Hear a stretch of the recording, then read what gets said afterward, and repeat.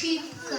3 деня младите дружини, как прохода бранят, горските долини трепетно повтарят, лебой ревът, пристъпи ужасни, 12 път гъсти орди лазят в урвата дива, и тела стелят и кръв я залива, бури и бури и рояк след рояк. Сюлейман безумни сочи върха пак и вика: тарчете, тамо са раите! И ордите тръгват с викове сърдити, и Аллах грамовно въздуха разпра. Върхът отговаря с друг вик: ура! И с нов дъжд, куршуми, камъни и дърве, дружините наши оплискани с кърви, пушкат и отблъскват без сигнал, без ред. Всякой гледа само да бъде напред и гърди и геройски на смърт да изложи, един враг повече мъртъв да положи.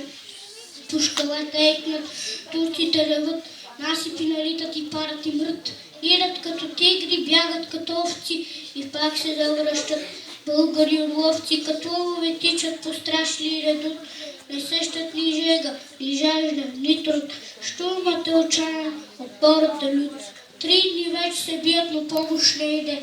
От никъде взора надежда не види и братските орли не фърчат към тях.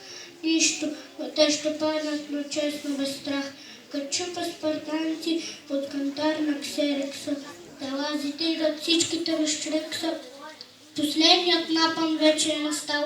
Тогава Столетов нашия генерал ревно гормонно: млади опалченци, венчайте България с лаврови венци.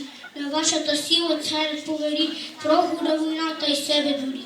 Вите с думи силни дружините горди, очакват геройски душманските орди. Весни и шумещи, о, геройски час, вълните набират кралите глас, патролите липсват, но волите траят, щикът се пречупва, гърдите оставят и сладката радост до крака извърт. Пред цяла вселена на то славен ред, села смърт и улашка и села победа. България цяла сега лази гледа, той връх висок е, тя ще ли съзре, ако би бегали да врем по-добре.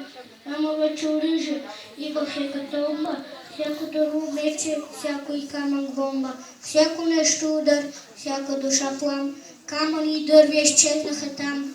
Грабайте телата, някой си изкряска и трупове мъртви фръкляха за вчаска. Къде му ни черни на черни ряк, а турят тропалят като живи пак. И турците тръплят друг път не видели, в Елона се бият живи умрели, и въздуха цепят с демонски вик, боят се обръща на смъртен щит.